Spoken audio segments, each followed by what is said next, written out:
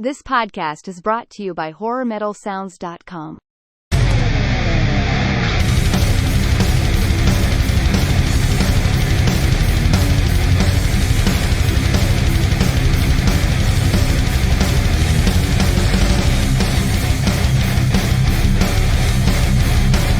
Thrashcast was created by Kenneth Gallant, Billy Kay, and Jim Harrison.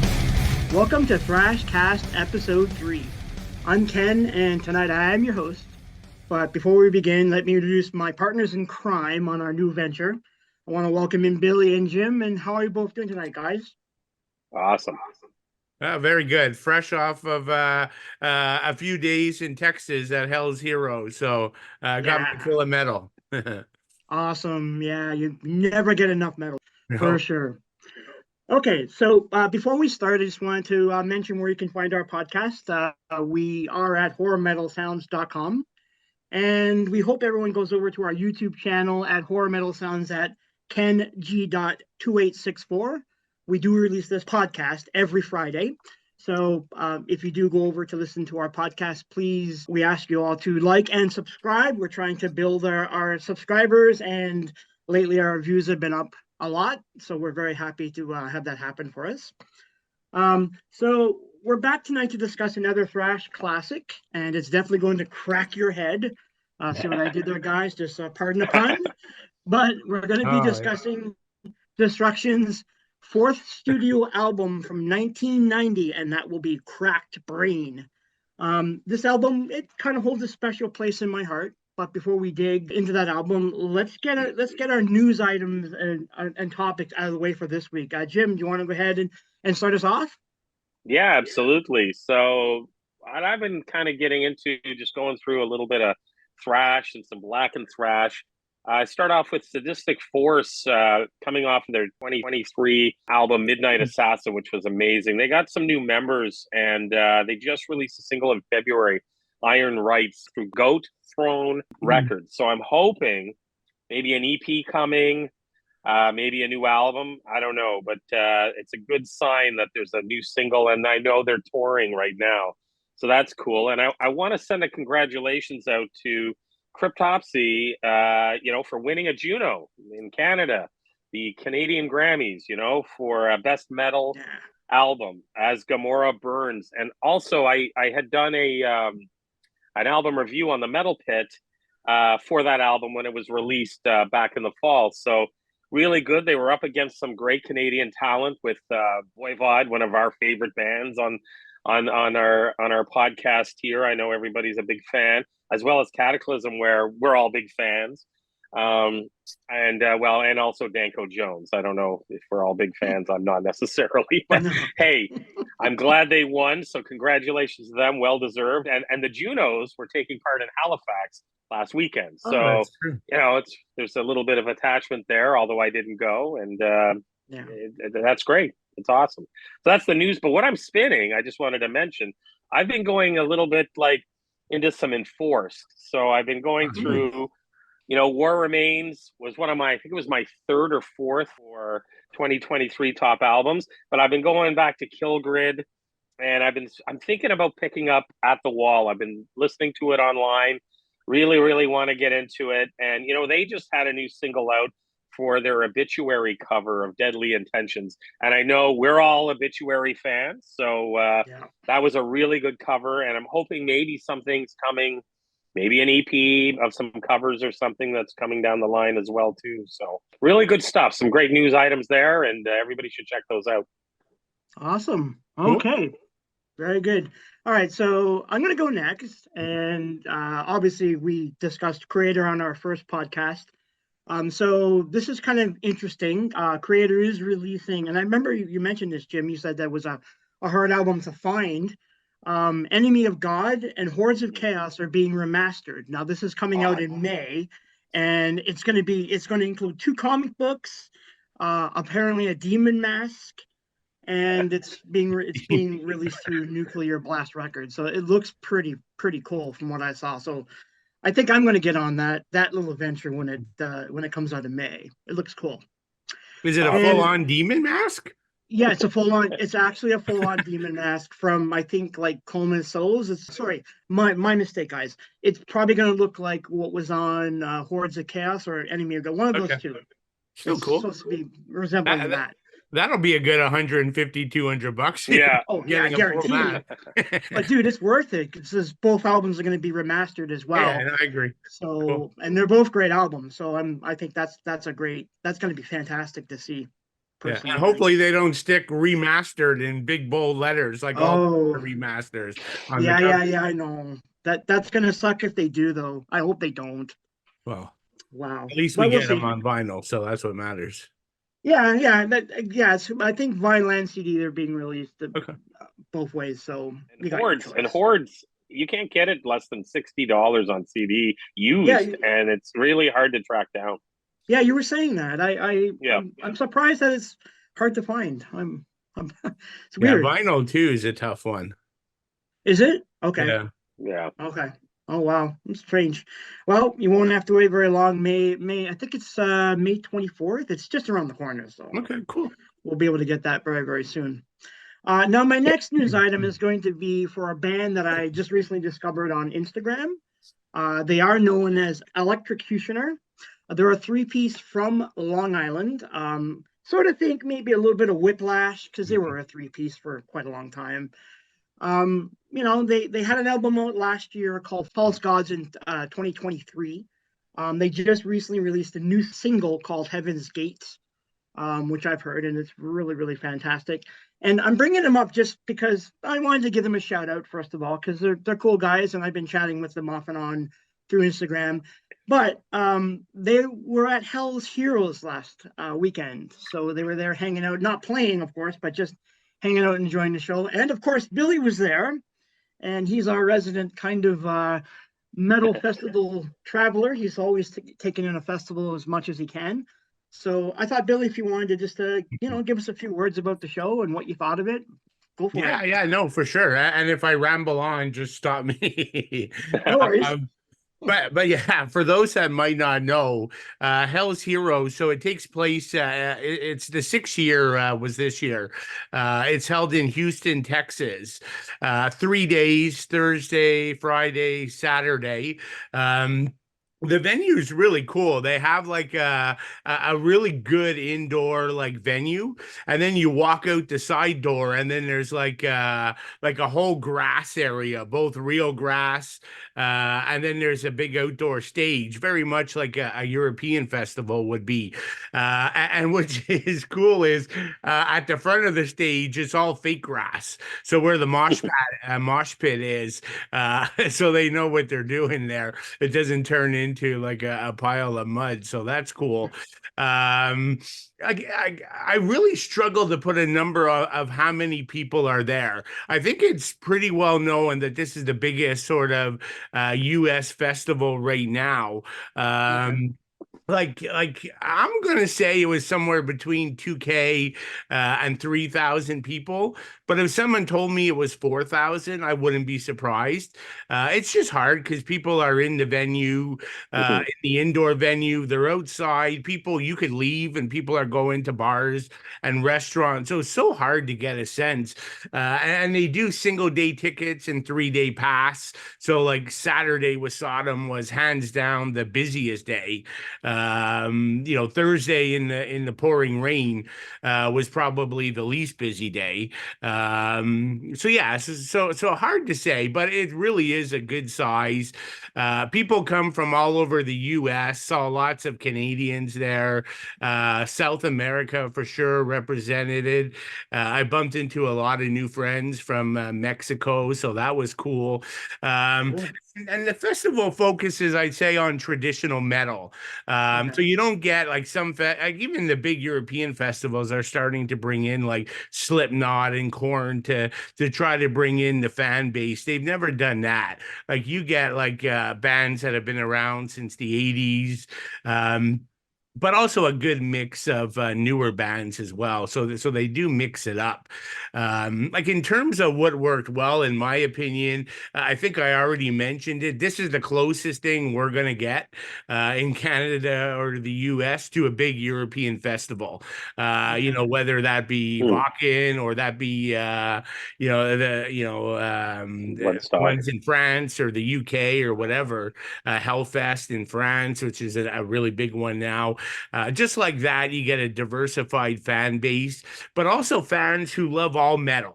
Right, you never hear someone say, "Oh, that's a hair metal band. That's garbage." Mhm. People they're actively listening to everything.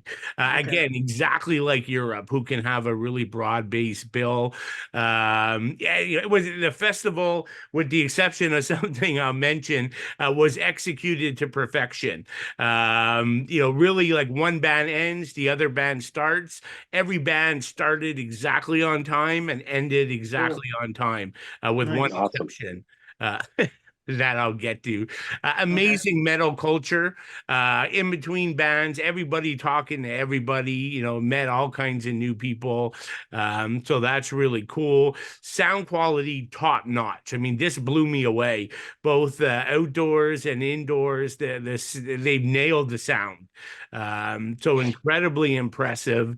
No band overlaps. So again, really cool. Okay. So a band, they alternate outside, inside. I mean, the only negative is like a band would end inside at 2:30, and so that means 2:29 it ends. Exactly 2:30 outside, the next band starts. Wow. So you got a bit of a. I mean, it's not far distance, but you got a bit of a dash.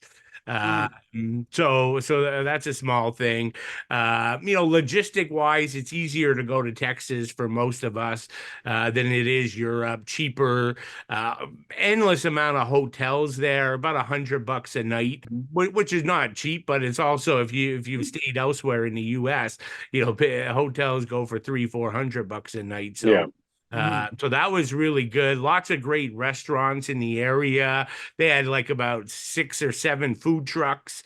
Man, some amazing barbecue. I think I had like they were smoking the barbecue all night and all morning. It was so good. Sweet. They have a history of beautiful weather. Like, every day was like probably, 75 to 80 Fahrenheit, 26, 27, if you're from Canada or elsewhere.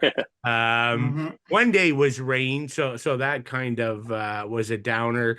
And price, like, it's $220, but you're getting 3 days, right? The bands start at between 12 and 1, and they go till, like, I don't know, 10 or 11, and then there's free after parties as well in all the associated venues. So really, the music's going on to midnight. So it's like a no-brainer there. The best bands, again, in the sake of time, I'll mention a couple quick ones. The highlight of the festival, the most crowded show, Sodom. Cool. Basically 90-minute set. They were the headliner that day and ended the Nice. entire festival. It was just completely 90 minutes of mayhem. Like where in Europe you have very controlled mosh pits. Like, it was chaos in the US, right? Like, I was like staying away, but it's just nonstop shoes flying in the air, beer cans. And this is amazing, guys. During the Sodom set, they break into Agent Orange. And Nice. I posted a video on my Instagram page. This guy snuck in flares, and during the chorus of Agent Orange, he lights them up, and he's like waving these red flares in the middle of the mosh pit. It's such a sight. 2 other amazing, brutal sets: Autopsy, but Demolition Hammer just destroyed it. Like, Oh, I like those guys. yeah, Yeah. I can't believe how good those guys were. Nice. But like, it was funny that they made this comment. Like, I mean, they swear every second word, so I'm gonna leave that out. But the gist of it is we're so damn old, any one of us could drop of a heart attack on the stage in the next hour. So you Oh, better man. give back to us what we give to you. So like, the pit goes crazy, but they went and got the garbage cans.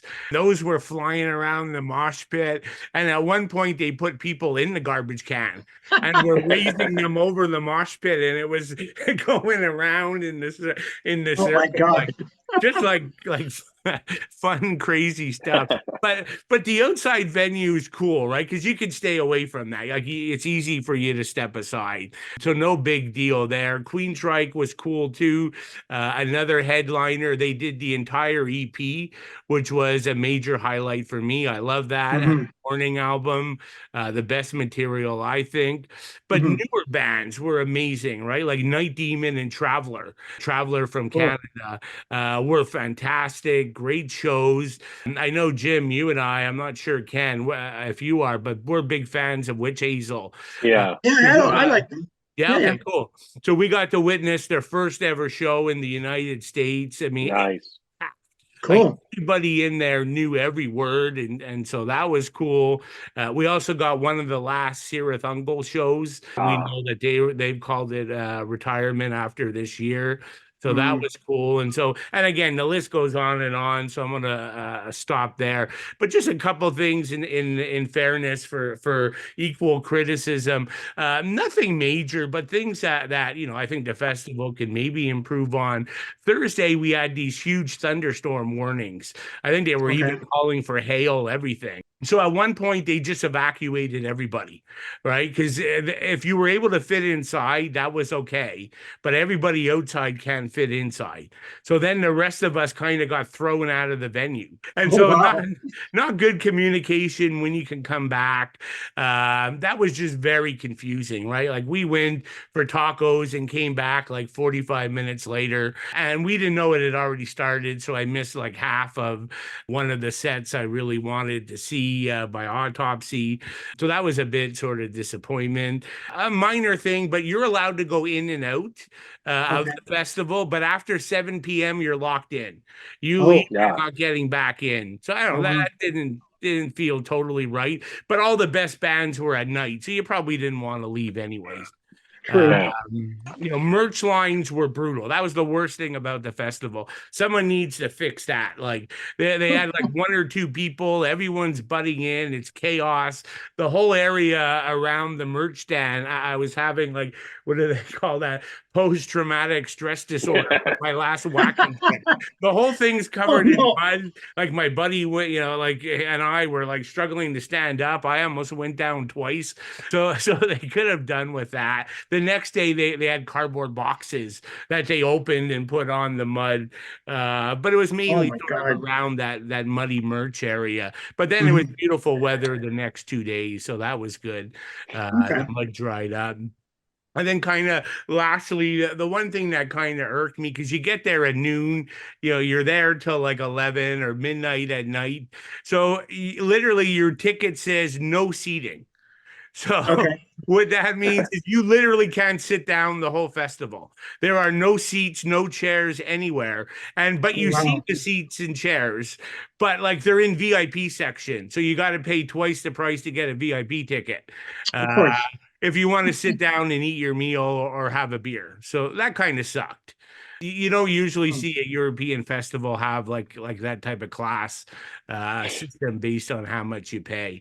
But all in all, just fantastic festival.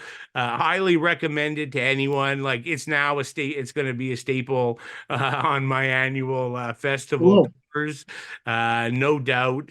And I know the band said it well. They all seem to love playing there, and I think they're treated well. And they're like, this is the closest thing. They agree with what I was saying. The closest thing you get to a European festival here. So, if we appreciate that and want to see that, we got to support this festival. Yeah. Yeah, highly recommended. Yeah, so that's sort of either a quick or a long summary. No, that's cool. No, that's of cool. the festival. Wicked. I love the name of the festival, Hell's Heroes. It just Yeah. rolls off the tongue. It sounds like a really good time. And I like the fact that there's a lot of different bands on the bill, and you get Yeah. thrash, you get, like just typical metal, you get death Yeah. metal. That's so great. I love shows like that where you can pick or choose what band you want to see. But it sounds like you had a good time, Yeah. Billy.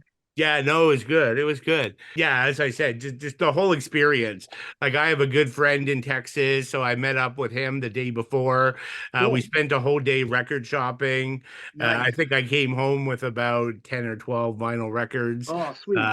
So that was cool. But yeah, just an awesome experience. So now back to normal.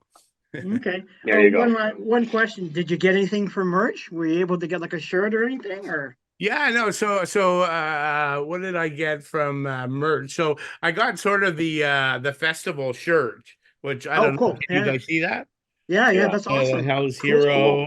That's the Hell's Hero. Then on the Okay, back, cool. trying to get the bands. Oh, the bands. Okay, cool. Yeah, yeah. Yeah, so Awesome. that was cool. I kind of bought that.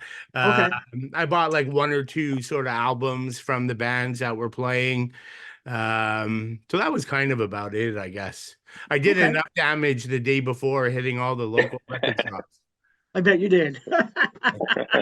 All right, cool. Cool. Well, okay, great. Well, thanks for that little bit of coverage because it's great because I wasn't there, so it's nice to hear what a friend or someone I know. I did have a bunch of friends who went, so they all Yeah, had a good time from what I've heard. cool. So it sounds like a very successful festival, and I bet you'll be there next year. Indeed. Cool, cool. Awesome. All right, now we're going to get on to our main topic of the evening, and that's destruction. That's why we're all here tonight. I'll give just a brief band bio before we start.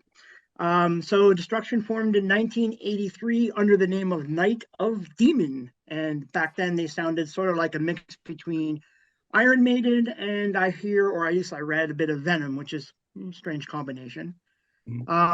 But of course, after a few weeks, they kind of chucked all that out, and then they came up with the name Destruction, which to me says it all for this band.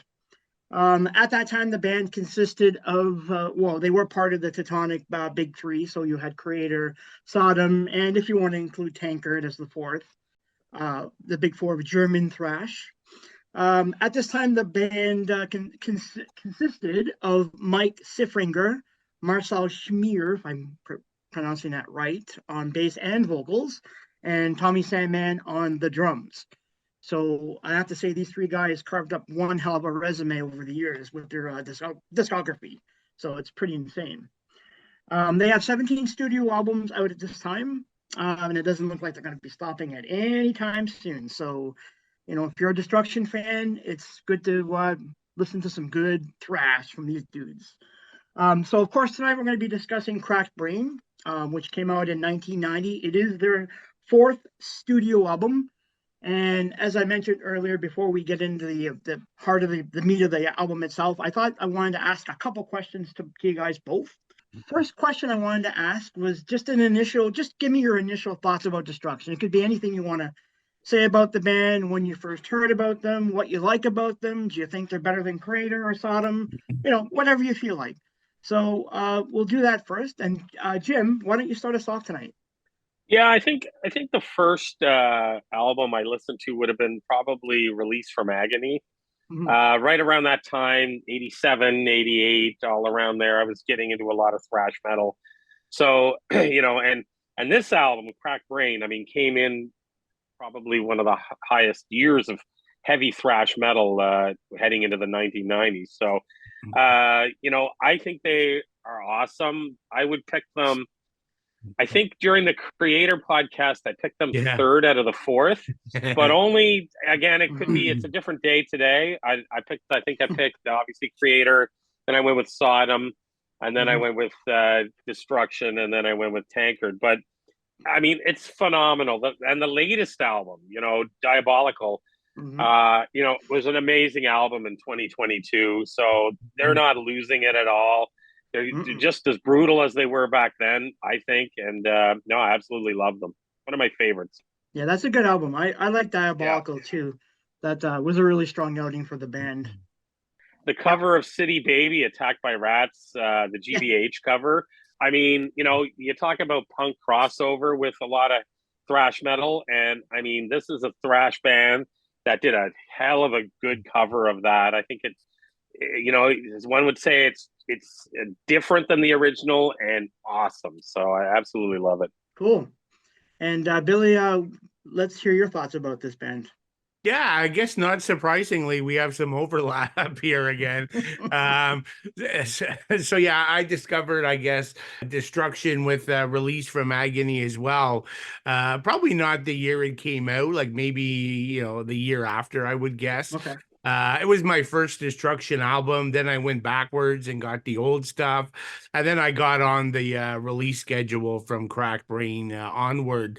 I always liked the band from day one. As Jim said, we did sort of do the ranking last time. And to be honest, mine hasn't changed. So for me, I was Sodom, Creator, Destruction, Tankard. And so I gave some thought to this when we were, given we were going to be talking about this. And I think what does it for me that puts Destruction third is Smearing his vocals. I mean, I don't mind his vocals. I've grown to like them, but I never loved them. I think musically they could stand with the big four of Germany or the big four of the US, right? Like the riffs are just insane in this band. So it's just the vocals that sort of push it back. So, I'm a big fan, and I only got to see them, unfortunately, once Oh, really? live.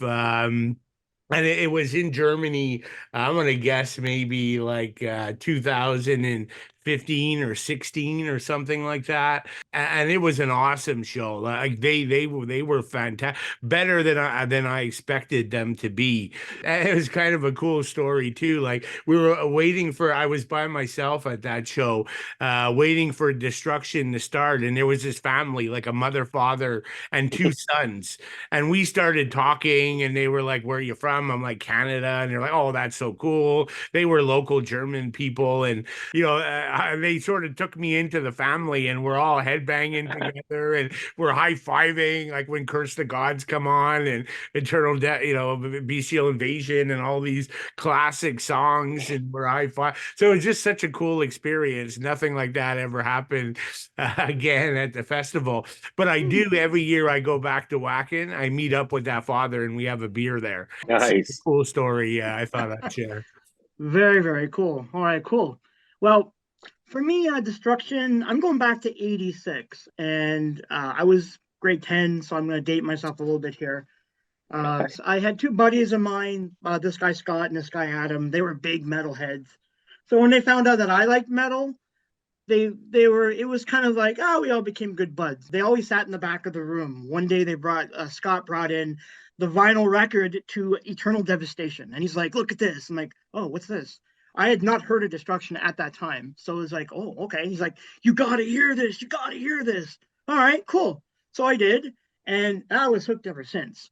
So I've been a big fan from, I think, basically Eternal Devastation onwards. Now, mind you, I did go back and hear the first album, the beginning of the band's history with the EP, Sentence of Death, and then the first album, Infernal Overkill. So, I mean, I've heard all those albums.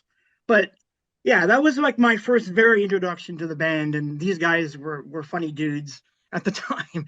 So that's like where my recollection of how I got into Destruction was from.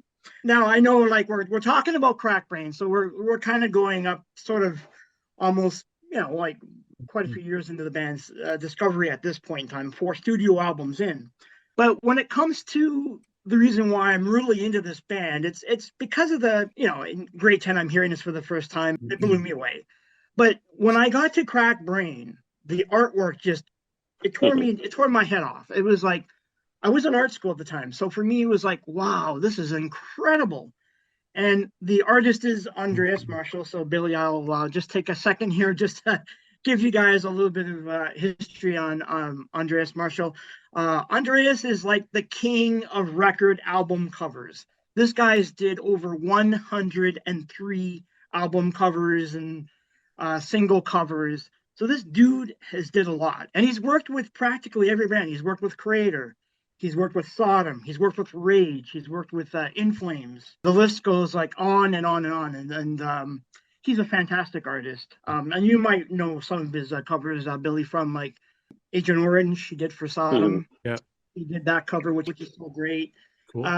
He did a bunch of Creator covers. Oh, and I forget too. Blind Guardian is another band that he actually worked with as well. Nice. So like, and Obituary, of course. Like this guy's he still does album covers to this day, and I think he's like the king of album covers, just based on the fact that he's in Germany and he's worked with all the German bands. So that's kind of a cool little tidbit with him.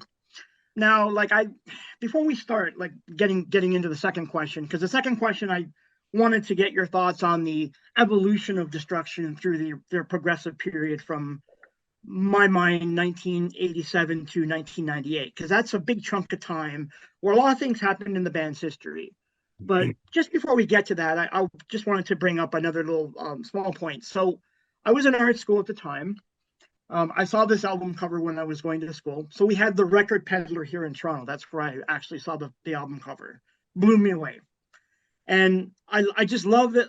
I love the colors. And one of the reasons why Billy, I remember you said you weren't too particularly fond over this cover. But I like it. And I like it because, first of all, I like the color green. So green is like one of my favorite colors. And the fact that, you got two colors. You got the reds, which is a warm color, and that kind of recedes or forward, and then you got the green, which is a cool color. So I love the concept of the two colors in the piece. I like the fact that the cover itself is very much kind of like shot through kind of a lens, so you get this kind of all enveloping view of this dude sitting there looking like rather perturbed.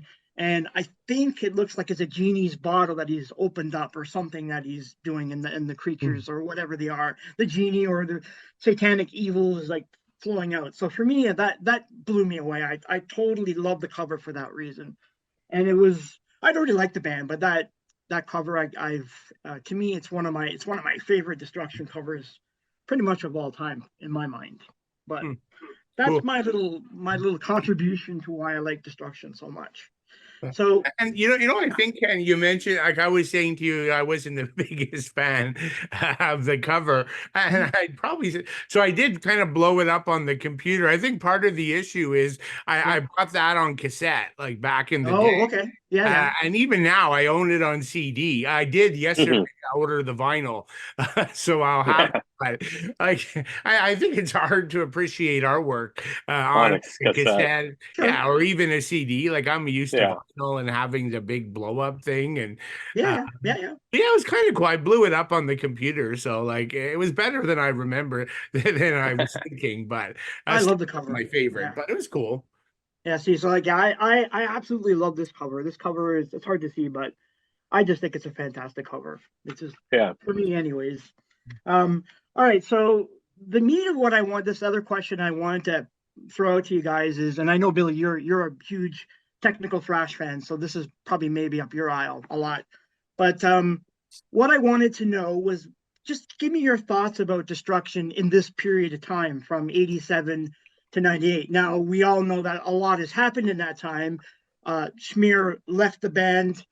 He wasn't happy with Mike's direction in terms for the progressive direction with the guitars.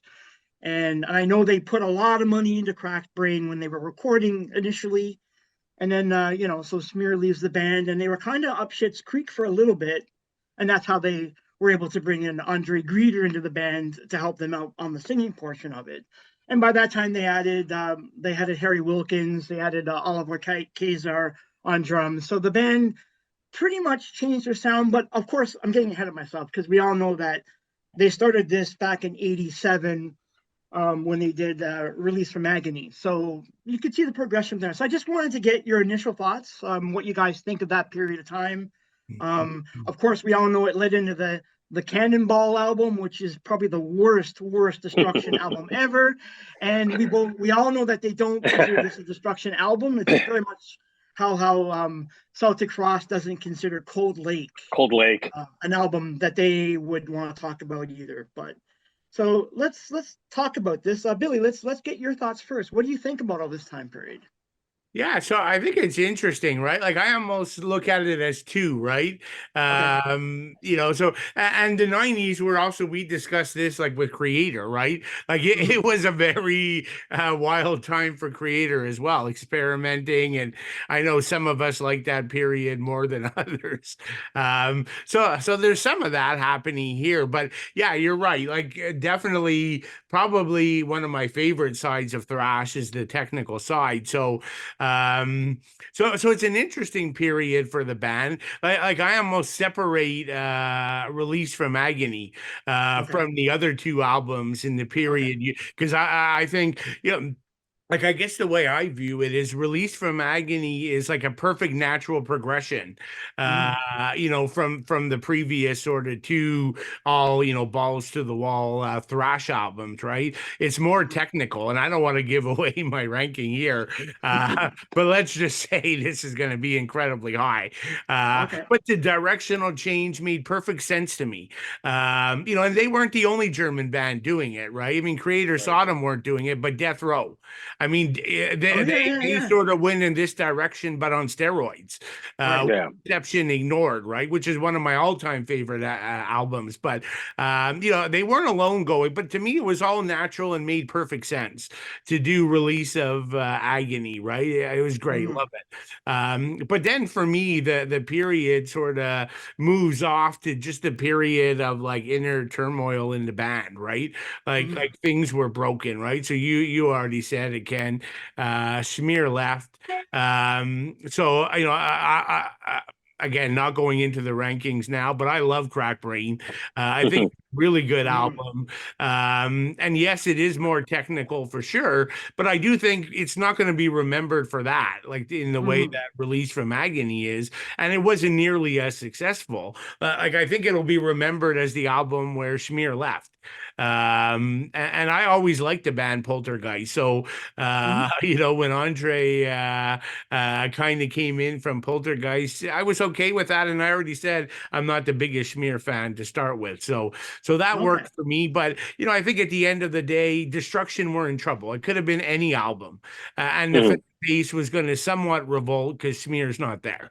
So that's a given. It's a headwind the band had to face. Like I do wonder what would have happened if Smear stayed and sang on that album.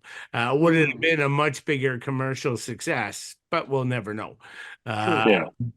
And then, like, yeah, again, Ken, you already hit on it, but that mess of Cannonball, the band's just completely lost, right? We got another singer, Thomas, somebody I forget his last name, is sort of there as well. Andre's no longer there, and like the band's lost. So what are they doing? They're just looking for what's successful in the '90s, right? Pantera. I mean, this thing Yeah.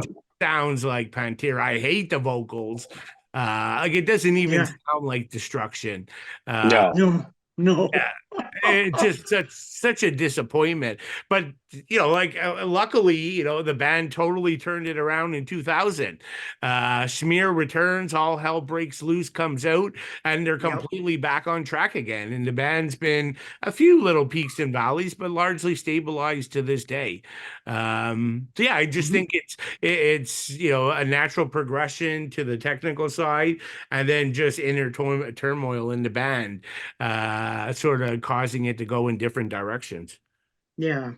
Well, you were mentioning Cannonball. So the band that they relied upon was Ephemera, which were kind of more like a heavy metal band. They weren't really thrash. Hmm. And Thomas Rosenmerkel was the That's the one. vocalist, Yeah, and Christian Engler was on bass. So okay. technically, they replaced Schmier with those two guys. And Yeah. obviously, you're right. The Pantera, it's god awful.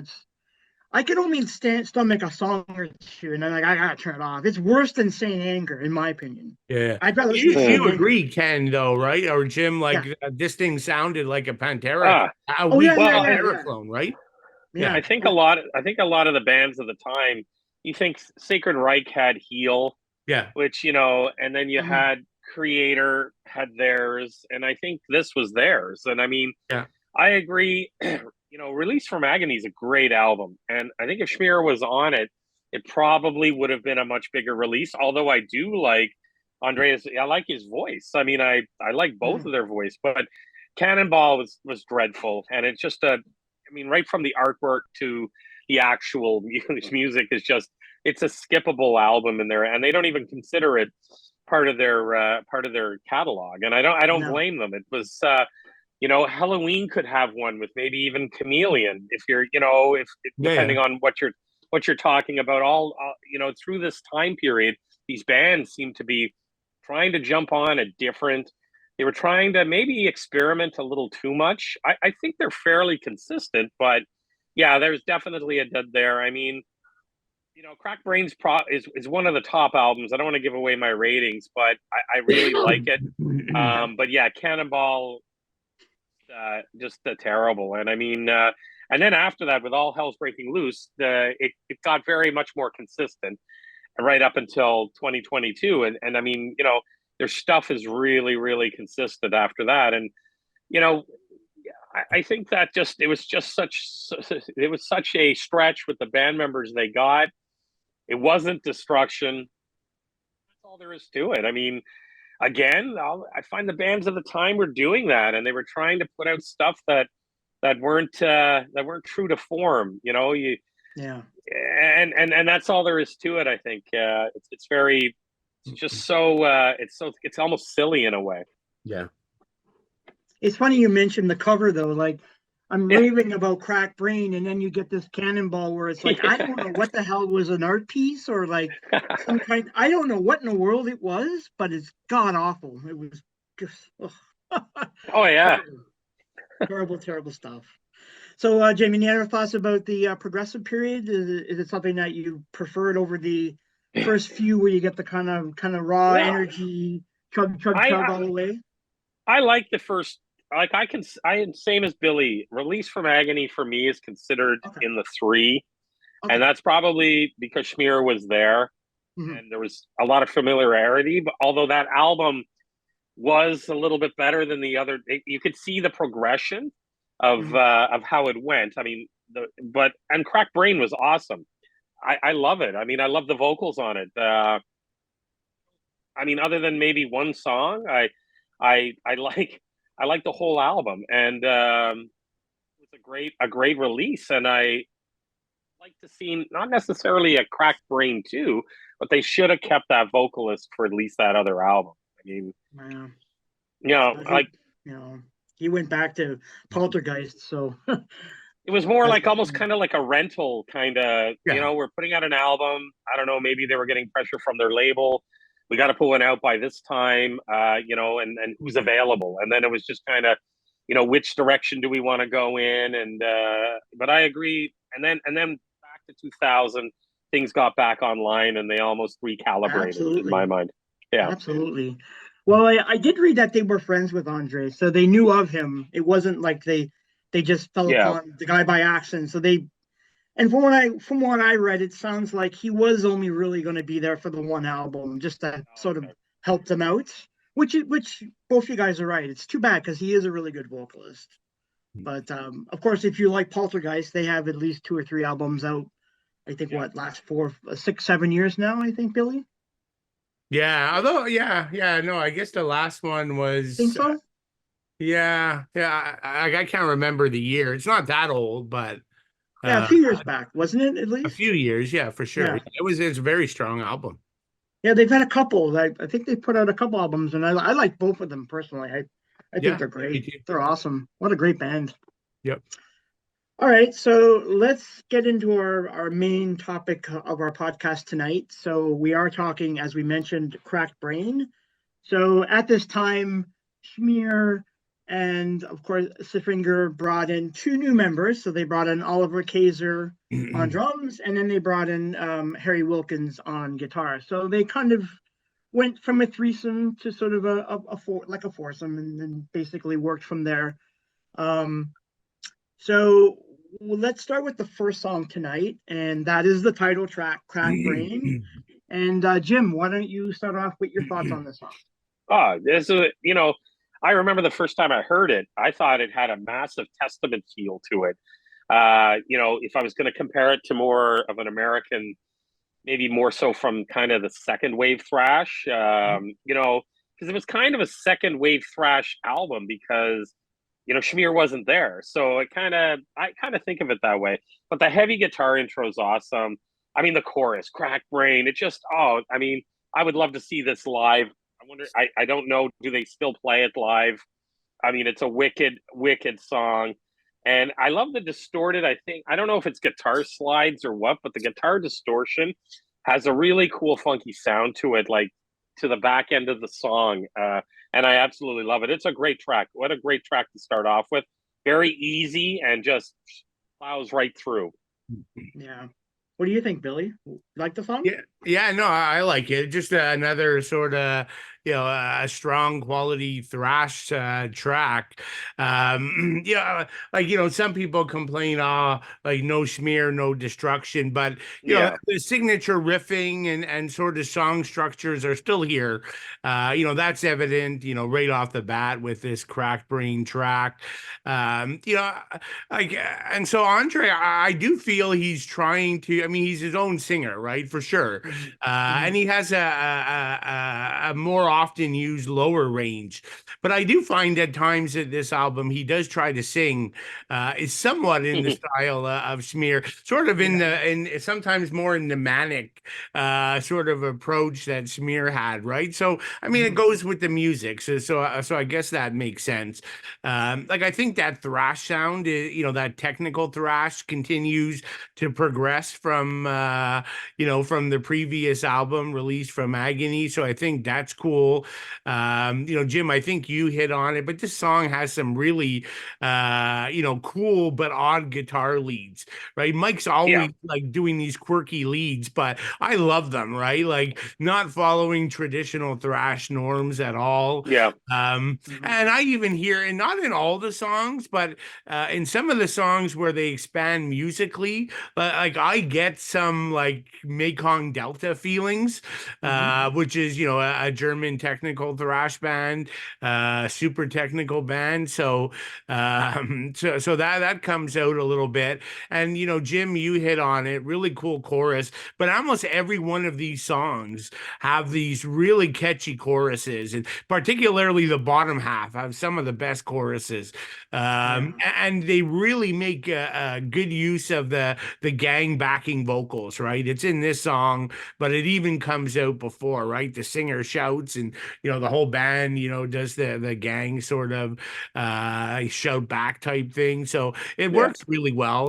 Was part of the old thrash sound. So yeah, I think it's a great track. Yeah, I agree. I like this song too. I find that Andre's vocals are a little strained at times. Like it's almost like he's trying to take a crap while singing. I don't know. It's something I kind of noticed about it. Not that it's a bad thing. It's just That's one way to put it. I don't mean it. I don't mean any disrespect to the vocalist. I think he did in song 5. Maybe there's a good chance he did. But yeah, I like the vocals a lot. That's the one thing I thought. Well, it's similar to Schmear, and he's got, like you say, he's got his own way of going about singing the songs. I like the song. It's very up tempo, which is what I liked about it. I also like the fact that it's about like their struggles of the human mind. The lyrics are touching upon the ideas of anxiety, mental deterioration, and substance abuse. So for me, I like all that in this song. And I think when you look at the cover, Cracked Brain, and you hear the first song, it's like, yeah, this kind of correlates. This really, really correlates. But I think it is a good start to a pretty good album right off the bat with that song. So, okay, so we'll go into our next song, which is Frustrated. And Billy, why don't you start us off on this? Yeah, no, another an aggressive thrash song, I think. The song structure is probably a bit more traditional relative to the track we just talked about, Cracked Brain. Not quite as quirky in the leads, but just there's also some really cool, like, crunching riffs in here. But I think the real strength of this one is just the galloping, sort of thrashy pre-chorus and chorus sections, right? That works really well. So yeah, no, I like it. A little bit more straightforward of a track, but has all the good destruction pieces. Like, and I don't know if you guys find this, or maybe it's my CD pressing that I still listen to, but I've always find this, like, to me, this song starts and it almost feels like it's missing like an intro or something. Like it just starts at like full pace and the vocal is already progressing, right? Like it feels like there's a couple seconds missing, but but I Yeah, don't know. you're right. Yeah, you're right about that. I think you're right about that. Yeah, it's I have to odd. go back and hear that again. I have an original pressing of it as well on Okay, I CD. got it. It could be a mistake because they were rushing at the end after all the delays, but I No, don't know. I think you're right. I think it does. It's kind of weird how it does start off, but it's a good song. I Oh mean, yeah, it's no, I agree. catchy. It's catchy as hell, first Yeah, of all, and it's like, to me, I like the fact that it's got some great riffs in it, and I just love the fact that we're going to throw in a song that's about the current state of the world, about environmental issues, which we all know at this time so many thrash bands love to write about that. So it's good. It is a good song. And Jim, so what are your thoughts about this song? Do you like it as well? I wrote it's got a weird intro where it starts right up. It's like it starts in mid vocal. Like I know well, the I vocals said, yeah. start, but for me, I need a couple of seconds to adjust. And it's like walking into a store, and you need to take that first 6 feet to look around to say, okay, what do I do? So that's what I need. I need to be led a little bit more. So this just kind of smacks you right in. I mean, it's a great song. I like the drums and the bass in it. I like a really heavy drum beat, and this has it. Great guitars. I find it's got musically kind of an overkill vibe, like a Okay. bit of more of a kind of a mid 2000s overkill vibe. Not vocally, but just the music. And I mean, it's got a really great guitar solo in it. It's a good song. I think the back end of that. I'm not going to give anything away, but I think the back end of the album is much more stronger than the first part of the I album. agree. Yeah. Okay. Yeah, that's a good point. That's a very, very good Yeah. point about that. Okay, cool. So I got you, Billy, right? You mentioned, yeah, Yeah, did I yeah. get you? Yeah, okay, we got everybody. I'm just making sure everyone's covered here. Yeah, so the next track number 3 is SED, the acronym for Socialists Eternal Death, which is, I guess it's a political song based on what I was reading about it. And they basically were making comment on the Eastern German Communist Party, which is kind of interesting. So they got political on the song. And so, Jim, what do you think about this? It's okay. It's not one of my favorite songs on the album, but it's got a kind of a groovy sound to it. And it's fairly heavy, and I like it. It's got you're coming out of Crack Brain, which was a kind of a bit of more of an anthemic song off this album. I find it's like, I can picture you with your fist in the air yelling the chorus, and then Frustrated, a really strong song. And then I find it's winding down a little bit. Still a good song, not my favorite song on the album. Like I say, it's got a really good groove to it, but that's really all I got to say about it. It's not one of my favorites. Fair enough. How about you, Billy? Yeah, so I think it's a good song. Like I would probably agree. Not one of my favorites. Okay. I kind of like the pacing here. They mix it up a little bit. Like, it kind of opens with this like ominous melodic guitar, but then we get in, it kicks into like full thrash mode. So that's kind of cool. I do feel Andre singing's more diverse on this. Okay. He's singing a bit cleaner at times, and he also has like this sort of deep snarl voice at times as well, particularly in the chorus, which I actually like that style. Like I find it has that galloping thrash pace again, similar to Frustrated. Another good hook-filled chorus, which is consistent across the album. I do find and again, I don't know if you guys, maybe I'm just being picky here, but like again, the melodic dueling guitar leads are really cool. Yeah. At the end, towards the end, are very good. But I find it interesting. Again, this is probably a mix issue. Like, I don't know if they were recorded separately, but like, I find the one guitar louder than the other. And I feel that usually when you have like the dueling leads, they feed off of each other. And Right. they don't find feed off each other. They're kind of awkward with the way they come together. So between the two guitarists is awkward. And I think it's a bit awkward with how it sits in the song as well. So I don't know, a little nitpick there on that one, but a solid song. But I agree with Jim. Probably one of the weaker ones, but not as weak as one that's coming up. Oh, really? Oh, okay, Oh, interesting. yeah. All right, so Time Must End. This is a song I like this song quite a bit. And I'm gonna say this, so maybe you guys agree or you don't agree, but there is a slight Metallica Ride the Lightning vibe to this song. I can Totally. hear it. You get that chug at the start of the song. And also the lyrics are about themes of like isolation, hopelessness, and the desire to escape, which to me, Metallica were really into that kind of stuff way back when they started out. So that was my first thought. Is like, oh, this sounds a little like Ride the Lightning. Do you guys agree with that, or how about you, Billy? What do you think? About the song? Like, yeah, about the song, and what did you think that you hear a bit of a Yeah, vibe I didn't to catch that. lightning in it? Yeah, Oh, you did? I know you and Jim always seem to catch these Yeah. things, like the songs that sound like Anthrax, and I don't know, like I didn't catch that. Like Okay. I'm All right. probably not good at compare. I just kind of listen to it in isolation, but Okay. I didn't pick it up. But if I Okay. go to a Metallica album in the last 10 years, it's only Masters or Justice. So, you know, I probably haven't heard that in like a decade. So maybe that's why. But Okay. No but in worries. terms of the track overall, I think Jim nailed it that the second half is the strongest. I say the second half on this track. Okay. For me, right? Okay. I love this track. Yeah. Yeah. You know, it's one of the more technical and progressive songs. And because, you know, the first three songs we talked about are like they had a rule that it had to be 3.5 minutes because they were all 3.5 minutes, Yeah. plus or minus a second. And so this is 6 minutes. So finally the band could let loose and musically get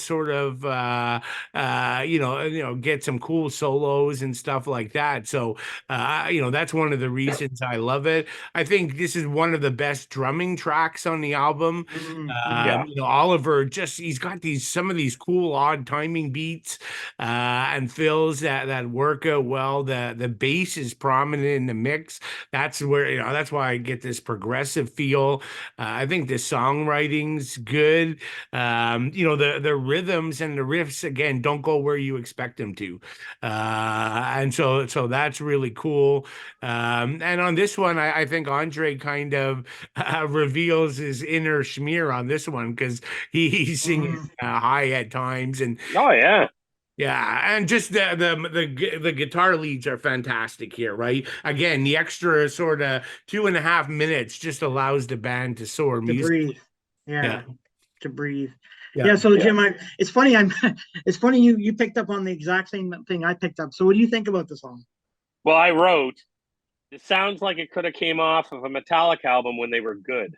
Really? So yeah, and I wrote always on the same thing. Oh yeah, like what I do is when I'm listening to an album, regardless of who it is, I try to think of similarities of what I've heard of, and they're not similar in the sense that he doesn't sound like Hetfield. I find some of the guitar leads sound like Hammett, excuse me, and some of the drumming in that, and just the mix together has that sort of fresh Metallica sound back then. And I think maybe too, where it's 6 minutes long, like you said, Billy, they had time to wander around a little bit more. Yeah. And rather than the three, I mean, this is only a 39-minute, 1 second album. And, you know, and this is like 6 minutes of it. So, you know, you're looking at 20% of the album is in this one shot. So when you break it down, they have time to wander around and really kind of experiment a bit. And I mean, a wicked drum intro, and this is my favorite drum track. For sure. Cool. I mean, he just goes in all different directions on this. And from this song, I'm going to give this away. 4, 6, 7, 8, and 9 are all top songs for me. I'm sorry. They're all top songs. The back end of this album is phenomenal after the disappointment coming up next. So I agree with you totally, Jim. But did you skip 8? No. 6, 7, 8, 9. All, I've got I agree. them all down listed as ones. Yeah, we're on the same. So yeah, we're on the exact. No, we're all on the same page because I agree with both you guys that the second half of the album is a lot stronger than the first half. So I would agree there. And of course, now we have to get to the track. And I love the fact, like I say, there's another 5-minute on here. I like it when they take a little bit more time and they kind of. It's great to go balls out and try to thrash it up really fast. I love that too, but I like it when they can wander around a bit. Definitely. Yeah, I would agree with that. Yeah, that's a fair assessment. So let's address the elephant in the room, guys. Number 5, My Sharona. Billy, what's your thoughts? I bet you don't like it on the album. Yeah. Um, yeah. I figured. I just don't get it, right? I mean, this is not the only band doing these weird, like Oh, thrash I know. doing these weird covers, right? Like, Yep. we've talked about them before. Like as far as I'm concerned, pick a classic heavy metal track like a Black Sabbath or something, and Yeah. Exactly. thrashy, right? So Sacred Reich did that. Obviously, it was a huge success for them. Like if I look, the vocals are just dreadful. I can't stand the vocals. I mean, I guess musically it's a little bit better. The Mhm. vocals, I do like that thick up front, like bass forward in the song. that's that's a bit cool, but I'm grasping at straws here. So yeah, not a big fan. It's 3 minutes, just cut the damn thing. And I take it, Jim, you have the same opinion? Well, like I don't understand like when Children of Bodom did their list of covers and then they Yeah. do Oops, I Did It Again. Like I don't know if that was a joke. I took it as a joke because I love Children of Bodom. Why the hell would I want to listen to that? And I bought the album because I bought it, and they had some good covers on there. Like I think they had "Knocking on Your Back." They had Yeah. Creedence Clearwater Revival one on there, and a Yeah. bunch of Yeah. other I ones. remember that. But like off their latest album, I know a different lead singer, Schmier, doing Diabolical, does a GBH cover, and I mean. You either do something like Billy said, where you do a classic metal song by a classic metal band, something that you want to really pay homage to, or you do something a little bit more off the wall that would be but off the wall in a good sense. Like GBH, a great punk band, and they did a really good job of it, and I know GBH was super impressed with it. That makes me happy. This is a garbage, and I got to be honest with you. With an album that's 39 minutes, you lose 10% of it almost in one song that's just a cover. It's just a filler, and they didn't need to do that. They could have put on easily No. another ripping song. I mean, they're heading into the best part of the album. The next song is a killer, and then it just goes on from there. They could have started that with track 4, time must time must end, and then have another song in there. And I think it would have been like, come on, this is just, in my mind, it's just record company laziness. Yeah. I'm sorry. No, that's fair, dude. That's fair. I think Metallica was probably one of the better bands who understood cover songs Yes. because of what they picked, like Diamond Head and stuff like that. Good point. And Budgie, bands that they could like take the song, expand on it a little bit, but still maintain the integrity of the song where it originated from, originally. Yep. Like I Am Evil. I love that song. I love their version of that song. I even like the Diamond Head song, but I love the way they covered that song. They just were able to add to the whole hysterics of the idea of burning witches. And you make a great point. Like Judas Priest with Green Manalishi. Yeah. I mean, nobody. I always thought that was a Judas Priest song. Yeah. And the same thing as Diamonds and Rust. So and Am I Evil? When I was a kid, the first Bonsai records I had the original track listing, and then when you bought the Elektra Records version a few years later, it had Am I Evil? And the other 2 tracks on it. So I always thought it was a Metallica song before I knew who Diamond Head was even a band, So and that says something, You're picking something and you're bringing it to the forefront. It's the same thing as them picking Misfit songs like Last Caress and that. I mean, that's what you want. Bread Fan. They even did a Queen, but they didn't do a popular Queen song. I love that, Yeah, they did. Yeah. So I guess it was popular. Stone Cold Crazy is pretty popular. Yeah, that makes a lot of sense. Yeah. All right. So let's go on to track number 6. And this is a song I dig a lot, Ripping You Off the Line. Billy, what do you think? Yeah, no, like I'm the same way. It's we've already sort of said we're gonna end this thing with a bang with the last 4 songs. So I think it's very strong. Again, over 5 minutes. So I think Jim, you mentioned it, but we're getting more musically more interesting stuff. It's just such a memorable chorus too. So just the next couple songs, I was sort of re-listening to it yesterday. I'm like, this is the best chorus, Ripping You Out Blind. Then die a day before. No, I'm like, no, that's the best chorus, right? Like, and no need to justify. So, I mean, all these are great choruses. This one, I do like Andre's vocals here. Mhm. He spends more time in the lower range, and I tend to like him there more than trying to do the higher smear style. Some of the great guitar leads all over this track, and kind of like that stop and go riffing. That's just real thrashy and moshy, and so Yeah. that's really cool. So yeah, I did just a great track. There's a little bit of groove into it, I Yeah, find. There's like a Oh slight, yeah. they do a little bit of groove, which kind of works. Like it's not, yeah, it doesn't dominate the song, but it's there. And I kind of like how they mixed it. So you still get that like a lot of melodic leads. You get a good vibe, and yeah, the chorus is fantastic. So Jim, what do you think? Oh, this is an amazing. So you leave my Sharona, and I'm calming down after my Yeah. rant. Sorry, and you're just this is all the next four songs are all number ones in my mind. I mean, Okay. it's got kind of a dark groove to it, and that's what I like. It's could even be maybe on this album maybe the closest thing to a doom song, a doom thrash song. And I mean, I love it. The song just takes off. The vocals they're awesome. The drums sound another great drum track. I said, I know I love the best drum track on song 4, but this is Mhm. another great one. And I get excited. I love the name of the song, and I just love the chorus. This is a ripper for sure. And I mean, it just keeps getting better and better and better as the album goes on. It's exciting. Yeah, and I would think like lyrically they were somebody pissed them off big time because they were ripped off or someone ripped them off. I was trying to figure it out. I was like, well, what are they referring to?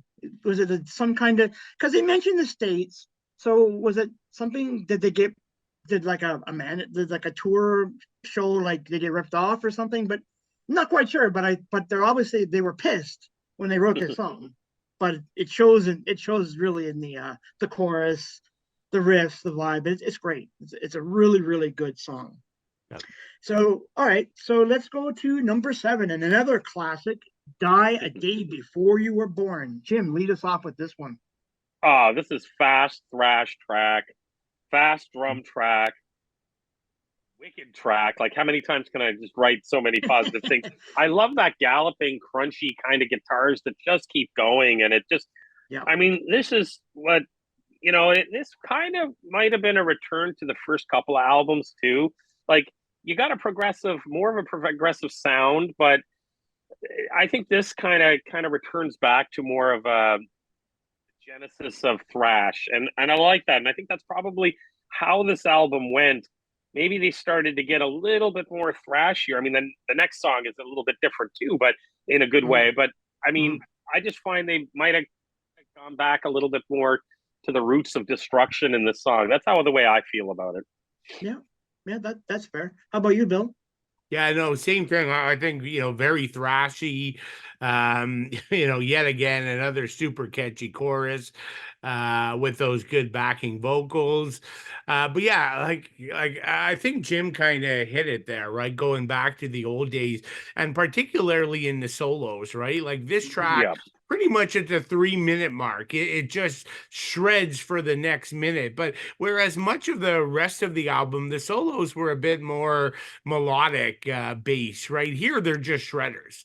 I almost would have maybe liked to have heard a bit more of that yeah, in the album. So yeah, I didn't make the connection of going back to the first two albums until kind of Jim said it, but that's kind of what it is. And I usually like Andre singing lower, but on this track, it's the only time he does it on the whole album. But he has a killer scream at the end of the song, right, where he just shouts "die" and it goes yeah. for like 15 seconds or something. We probably could have used more of that style, actually. Yeah. Yeah, yeah, I would agree. Like it's obviously he's trying to imitate Schmear at some point. That was my first thought when I heard the song. Um, Also, I think though there's a little bit of anger on the song, and it's the lyrics like they're talking about societal norms, rebelling against conformity. So again, it's got like a pissed off vibe to it. So you can kind of equate that to like classic destruction thrash. At least what I interpret as. So I think we all agree we're on the same page that it's very much like harking back to the classic era of the band. So it is a really, really good song. Yeah. Now, the next song is probably one of the songs that I love. This opening is fantastic. No need to justify it. And when you get that opening with the galloping chug, the eerie, I guess they're horns and chimes. Yeah. Oh, it's so great. It's so offbeat, but it's just kicks into another ripper of a song. So, Billy, let's hear your thoughts on it. Yeah, I mean, I think you kind of hit on it, right? Like, but I mean, again, it just has a really cool intro, right? Before it just picks up, as you said. But it's almost like ballad, like the kind of the way it starts. But then it takes off, and I think it contrasts well with a Day Before You're Born, because there we're talking about they're going back to the old school sound. Here, this one I find musically it's a bit more back to the technical side, right? I think it's one of the strongest tracks musically. Lots of unexpected twist again. So I like the way they mix it up, like the old school thrash and this. Again, I feel like a broken record, but like another killer chorus here again. And yeah, I never got the end of the song, right? To end it with kind of that weird laugh at the end. Oh, yeah. I mean, maybe there's something to it, but I don't know. I could have did without that part, but that's an incredibly minute complaint. It's a great song. What about you, Jim? Oh God, this thing when it starts, I have ballad with a question mark. Like you wonder. It's a progressive, technical thrash, kind of a masterpiece on this album. I mean, I love it. You're right. Billy's right. It jumps from song 7, where it's kind of a return back to basics in a way. And then this is just technically really, really kind of pushes the envelope even farther. And that double bass, it's got, again, a nice darker sound to it. And that distorted horns, I mean, that's really cool. It just, it could be on a battlefield. Who knows? It's so cool. You get all these images when you're, and that's one of the makings of a good song in my mind, is when you start kind of bringing up these images. And you know what? After this, we're done recording this, I'm going to listen to this song because it's that good. I mean, I've got goosebumps thinking about it right now. But yeah, and I mean, the drums again, and that's the big thing with this album, that I find the drums are so strong on it, but his vocals really, really match this. And I often wonder if Schmier was on it, like how would have it sounded? I think this is just, they nailed this one totally. Well, I think if Schmier was on it, he might have overdone it with the screams and the Yeah. shouting. Where here it's a bit more tempered, but it works for the style of the song. So I don't know if that would be a good thing for Schmier to be on it. Again, though, lyrically, I was looking at the lyrics, and it's obviously, to me, this album, they're really pissed off at times, because now they're talking about, the reflections of like being resilient, talking about human emotions, how complex they are. So it's like when they get into this kind of certain mode about things that I guess they relate to personally, it comes out in the lyrics, and especially in the song. But yeah, this is a fabulous song. I love this song. Wicked. And Ken, who I know you're big into the lyrics, and I've said I rarely read them. Who wrote the lyrics on this thing? Mike did. Does Mike write all the lyrics for all the albums? Pretty much. Yeah, pretty much. Mike is pretty much like the main songwriter. Well, like I guess Schmier can contribute a lot too, but Mike is like the primary singer, songwriter, and music for both lyrics and music. So, okay, and it makes sense, right? Because that's the reason why Schmier left the band, because he didn't like the fact that they wanted to go into that kind of they go into that kind of progressive direction. So he took umbrage with Mike's style of writing, which I don't know. I mean, you can't play Eternal Devastation every album. It's going to get boring. Exactly. Like you got to progress your style and sound, so it would make sense. Yeah, no. I guess given that though, I mean, maybe I'm jumping here, but it's pretty surprising Diabolical was so good then, because the longtime songwriter of everything was gone. I thought maybe Smear had a much bigger part in the songwriting through history, but maybe not. I think he did. I mean, I'm sure like he contributed it, but from what I Yeah, understand, what I've read and know, yeah, Mike is was the primary songwriter in yeah, the band. yeah. That just That makes makes sense. it just makes sense given Yeah, how progressive they were, right? yeah. No, for But sure. yeah. So we're gonna go now to track number 9, and this is a killer song, "When Your Mind Was Free." And Billy, let's hear your thoughts on this ending song. Yeah, no, it's good. Like I find this one a little bit more of a melodic thrash song. Mhm. It's catchy, lots of hooks. I find this one a little bit groovy actually. Mhm. But it also has some of the some of my favorite like guitar leads on the album here as well. So yeah, I think it ends strong, right? Like this is just a great run of 4 tracks that anyone who's not giving this album a chance is missing. So yeah, great song. Cool. And Mhm. what do you think, Jim? Yeah, the album ends on a high. These last four from six on, or I mean, and including four. And I like the first few songs too, but I mean, this just ends it on a high. Like the guitar leads, like Billy was saying, it's got again. It kind of returns to me when I start thinking about it. If I was to Americanize this album, this song has more of a bit of a testament groove to it. Hmm. Uh, it's a great song. Ending on a high. I hate it when bands kind of fizzle out on an album. I like it when it progressively gets like each song is better than the next. I mean, I know you have that middle usually in an album where there's a little bit of filler. On this Yeah. one, the only filler is My Sharona. The rest of it's a really good album from start to finish. And number 9 just finishes it off in style. And I'm happy with it finishing like that because I think they could have easily skipped 5 and put something else on there. Maybe Mhm. another 4 or 5 minute, or bring it up around 45 minutes would have been cool in Mhm. my mind. And I think but who knows? I guess hindsight's 2020. But no, I would have liked that better than having the cover on there. Yeah, I would agree. I would agree Yeah. there. The one thing I'm going to note here, though, with Andre's vocals, is I don't know if you guys are really familiar with a lot of the Entropy, the Toronto thrash band. Yeah. At times, Andre's vocals tend to almost resemble Gary Schreinerich, who is the vocalist for Entropy. I sort of get a vibe, Oh, very very similar style with the kind of the shrill vocals, and then you push up to this higher register with the screams. I just good noticed point. it, but mind you, Jerry is a much more emphatic vocalist. His screams are pure, like ear piercing. But it was just the one thing I noticed about the song. I just thought the vocals kind of stood out for me on this one. But otherwise, I agree with you guys. It's a really good way to close off the album.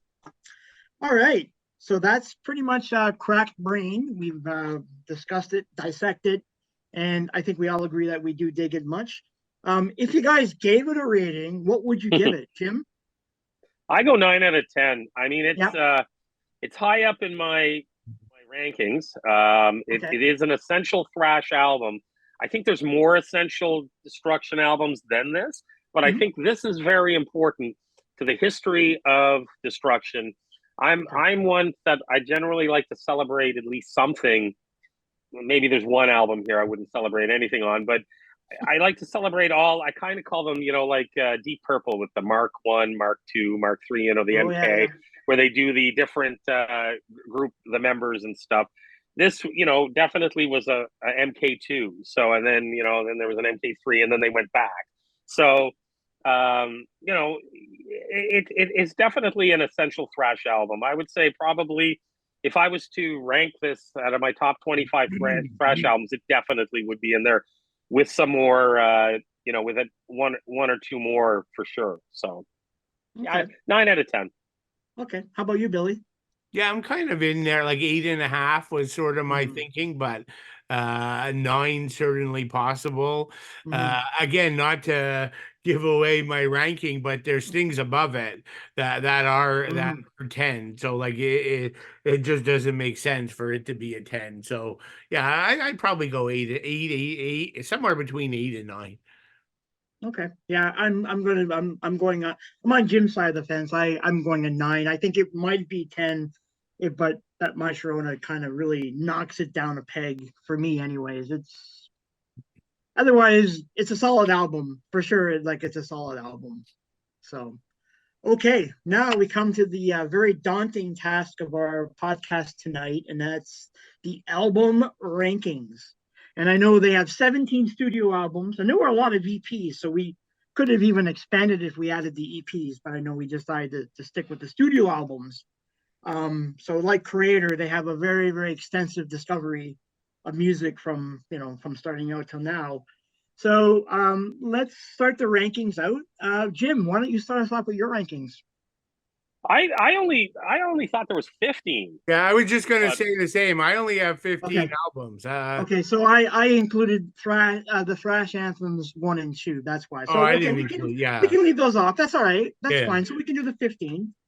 Sorry, but yeah, guys. that's fine. I was the same, Jim. I was going to ask where do the other two came from? Yeah, I include the Thrash Anthems 1 and 2, but technically, I guess they aren't really studio. I mean, they're just re-recordings of classic Destruction songs. Okay, so we'll just stick at 15. So go ahead, Jim. Yeah. Well, Cannonball, the least successful. Cannonball is the least successful album for me. I got nothing to say about it. I had it, or I have it because I have it. I'm a completist to some degree, but I never listened to it, and I just didn't understand it. I don't, again, when I talked about Creator, they had a couple of stinkers there too. But I like it when bands tweak. Like Cracked Brain was a tweak, had a new singer, so kind of a big tweak, but they only tweaked it a little bit in my mind, making it a little bit more progressive than the album before. But they stayed generally like maybe 7 out of 10 to their the recipe of what they were doing. This is just in a different direction altogether. 14, Day of Recovery, to 2011. This could be moved up. I like 14 to 11. They're all really good albums. I just I gotta rank them. So 13, Born to Perish, 2019. My 12 is Diabolical. I love that album. I even love the cover on it, and I'm not a covers guy, but I just think it's so cool, and I like that album. That album, if I remember right, I ranked it in my top 10 of 2022, I believe. Number 11, Metal Discharge, 2003. The Ravenous Beast on that's a wicked track. I like that album. Number 10, Inventor of Evil, 2005. Soul Collection's a good song on that. Number 9 would be Under Attack, 2016. There's a song on it, I think it's called Generation Nevermore. That's a pretty strong song. Number 8, All Hell's Breaking Loose. So this would be the return of Schmier. That's a pretty good album, and I was, I like Cracked Brain a lot, but I was glad he got back, and I'm glad they kind of went in the way they did. Number 7, Spirited Genocide. Cyanide on that's a wicked song. Number 6 would be 2008, so one that was a bit higher up. Devolution, No One Shall Survive is a wicked song. Yeah. Number 5, The Antichrist. Yep. Number 4, Cracked Brain. So, My Sharona. I'm only kidding. Cracked Brain there. It's awesome. And then, 1 through 3 could be really anything, but my number 1's just, I'll explain it. Number 3, Eternal Devastation, Confused Mind. There's a ton of classics on that. That could have been my number 1. Number 2, Infernal Overkill. I think Tormentor is one of my favorite songs. Would probably be in my top 5 songs of theirs. But that, again, could be number 1 as well. And I picked Release from Agony just because that was my first introduction to them. So, great album. Probably a little bit technically better than the first 2, but I like the grittiness of the first 2, and I love the thrashiness of the first 2. So all 3 of those could be intermoved around into my top 3. Yeah, I could see that. That makes sense. Yeah. Okay, cool. And how about you, Billy? So it was pretty hard. Like I think the bottom 3 was easy. The top 4 was fairly easy, top 4 or 5, but I had to do some homework to get the middle right here. Yeah. Okay. Okay. So yeah, 15, we already know what that is. Human Cannonball. And unlike Jim, I refuse to own it. Like it's not even gonna get Hey, same here, dude. that couple centimeters of like shelf space. And then also, yeah, not a great album for me. 2003's Metal Discharge. Mhm. I mean, it's a big step up from Cannonball, but that's not hard to do, really. I still think it's fairly weak. Hands down, this is the worst drum sound in the history of thrash. Like, if you guys listen, I mean, I don't know when the last time you've heard this, but listen to it. Like, they're playing on tin cans. Like, it's just brutal. Yeah. The songs are not memorable for me. So yeah, I'm gonna say that's all I'm gonna say there. Equally, I think Spiritual Genocide is a pretty uninspired album. Mhm. I rank it a little bit higher than the previous two because I think the production is kind of cool on this album. I do like where they landed. One of the best features, the drumming here is the hands down the best part of the album. But it does have a cool song, Legacy of the Past, that Right. has Good song. Tom from Sodom and Gerard from Tankard contributing vocals. That's kind of cool. For me, number 12 from 2008, De-Evolution. Again, best part here is you got Gary Holt, Jeff Waters, and Vinnie Moore who contribute a few solos. This for me is a big step up from number Mhm. 15, 14, and 13. Some good material here, but like we're going to hear in the next couple albums, there's consistency issues here. Like I find the next couple are going to be a couple like half, 25 to 50% are awesome. And then Mhm. things sort of fall apart with the other half. For number 11 for me, 2019, Born to Perish, same thing, Okay. consistency issues. I do think the first three songs are killer on this thing. The Mhm. title track, Inspired by Death and Betrayal, but then it sort of falls off in other places. So when there's a great song, when it's great, it's great, but when it's not, it's not.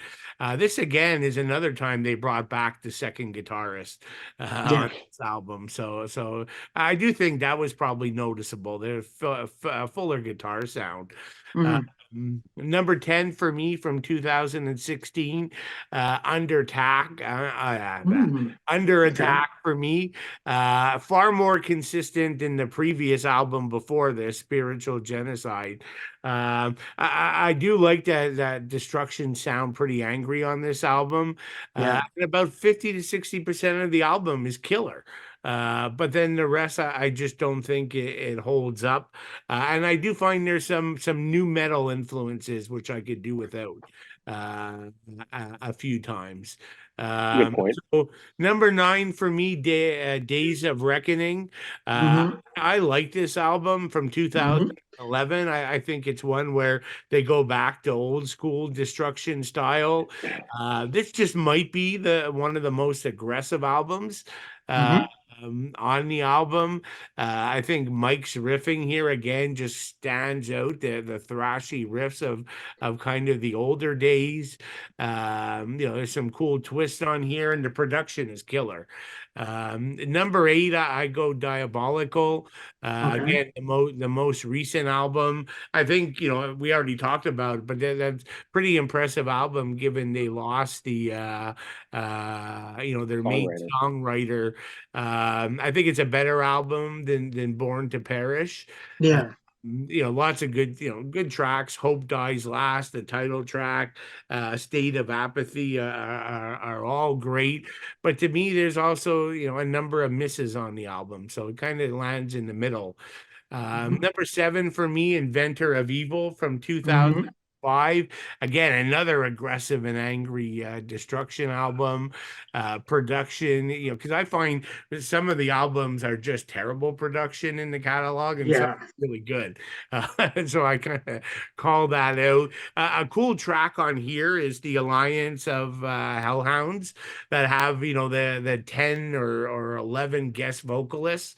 You get Bill Byford from Saxon, Doro Peavy from Rage, Messiah from Candlemass, Mark from Death Angel, Paul Diano from Old Maiden. So I think that's really kind of cool. That helps elevate it, but it's a good overall album. Number 6 for me, we talked a bit about this already. All Hell Breaks Loose.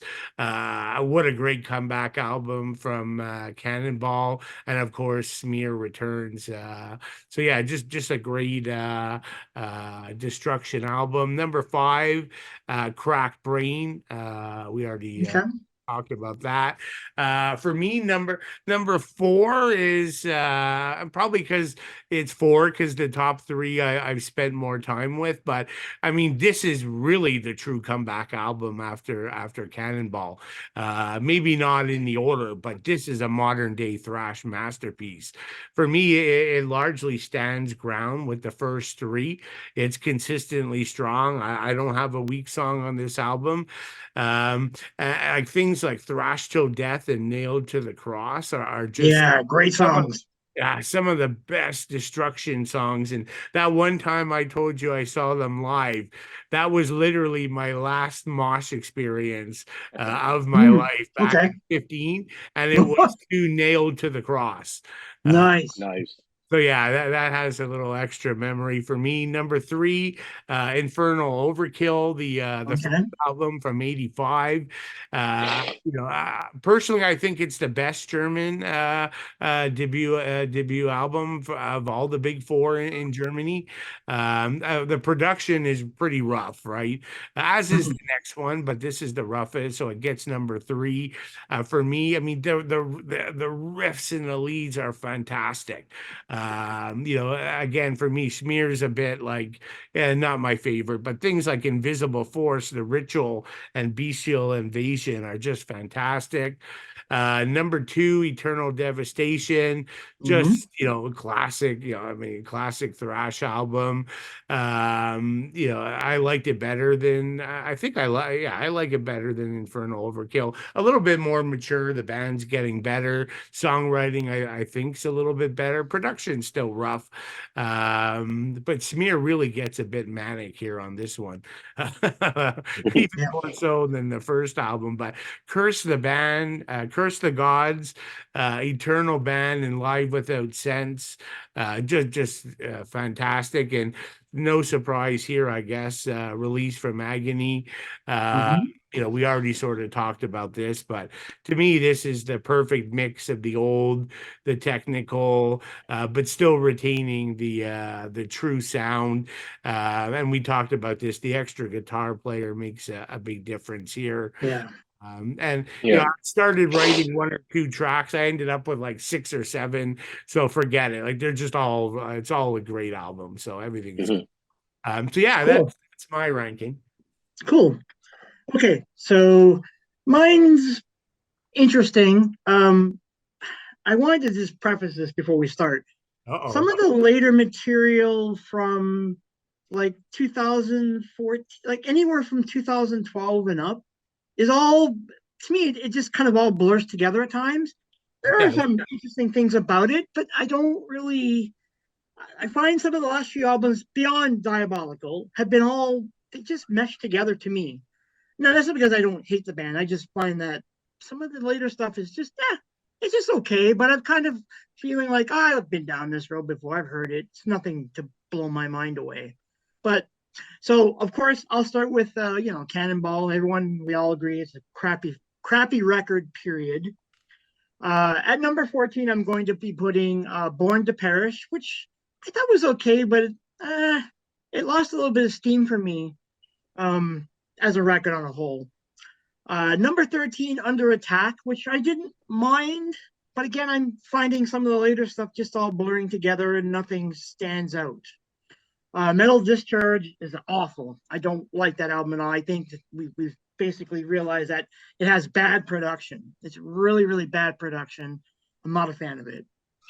Then I'm going to put number 11, I'm putting Spiritual Genocide, which I didn't mind, but it's not a lot of songs on it that I want to go back to revisit very often.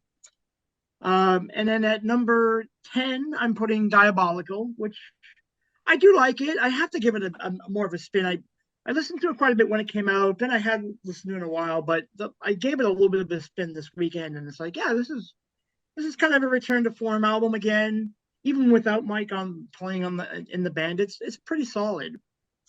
And at number 9, I'm going to be putting Inventor of Evil, which I really, really dig that song. I love the song. I love the whole album. There's some great, great catchy songs there for me. Number 8, I'm putting Day of Reckoning, which I also really, really liked a lot. There's a lot of songs that I kind of feel really strong. Number 7, I'm putting De-Evolution, which I kind of like that song. I kind of like that song, and I like the album quite a bit. Number 6, of course, it's All Hell Breaks Loose. Even though it's considered their comeback album, it's not the one that I consider their comeback album, but I do like this album quite a bit. Number 5, I'm putting Infernal Overkill, which for the debut, it's pretty good, but there's things about that I wouldn't want to come back to hear again.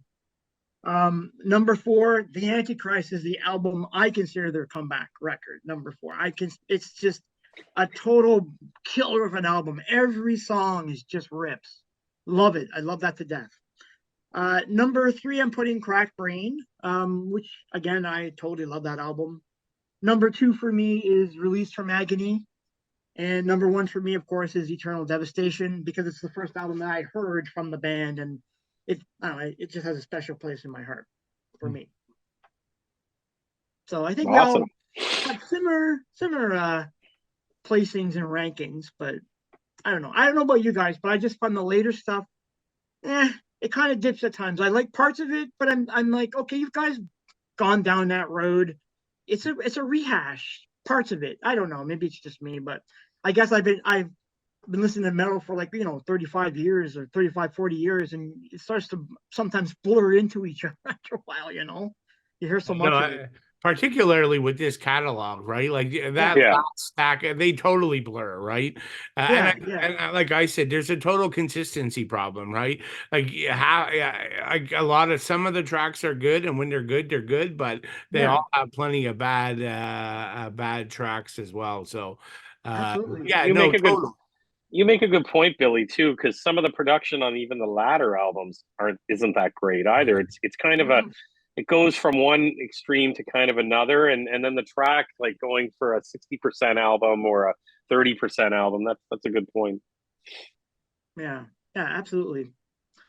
Okay, so do you guys have any final thoughts about Destruction before we wrap this up?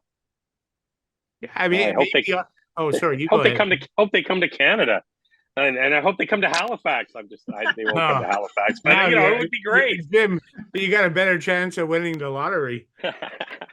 Yeah, I would think. I mean, they come to North America every now and then, more for I think maybe the last time they were at Maryland Death Fest, which was odd, but they always bring a few thrash bands. But yeah, I don't know that we'll see them too often here. But I don't know. We'll see. Yeah. It'd be nice if they came back to Canada. I don't even remember the last time they were in Canada, to be honest. Does anyone know? I mean, were they? I'm not even sure they were. I don't even know. I've only saw them in Germany. Yeah. I'm pretty sure they've toured Canada at one point. They must have. Yeah. I'll have to look that up. Okay. Interesting. And okay, so before we do finally close this out, I know next week we're going to be talking about Sodom. Billy, did you have any thoughts as to what album you want us to go over next week? Oh, the pressure's on. Yes, sir. I had to get you on this one.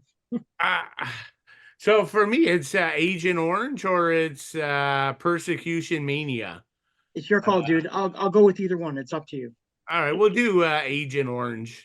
Great. Okay, perfect. It's my favorite Sodom album. So it's probably one of mine too. I like that album quite a bit. All right, so you heard it here, folks. Next week we will be discussing Sodom and Agent Orange, another classic German thrash band. We got a theme going here, at least for the first few episodes of the podcast.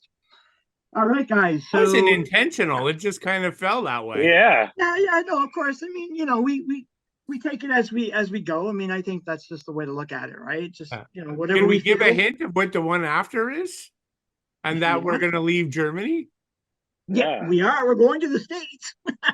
We're heading There you back go. to the United States for this one. That's going to be a great one. I'm looking forward to it. Again, we have to decide what album we're going to take. They only have, well, what, 4 now, right? Yeah, it's 4. Yeah. So hint, 4 albums. I know which one I want to do, but I'll leave it up to you guys if you want to talk about it later on. Are the initials Cool. VOD? Yeah, Yeah, okay, I'm the same. yeah, that's where I want to go with it. So, Yeah. because I think that's a classic and it doesn't get talked about at all. So I think we should do that.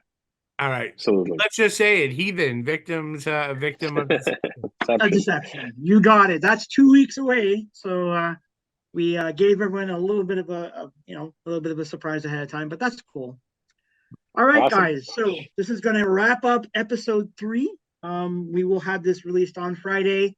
So you can check us out at Horror Metal Sounds or on our YouTube channel. And yeah, we hope to hear from everybody and check us out. So with that being said, let's have a good night, guys.